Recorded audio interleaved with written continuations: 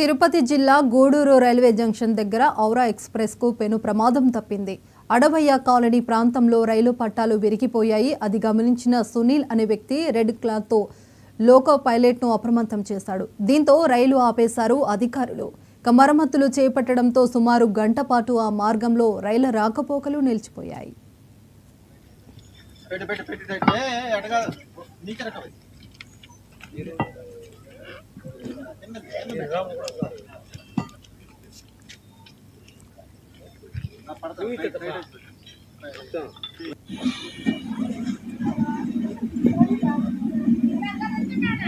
చెప్పుంటే వచ్చేస్తున్నాం.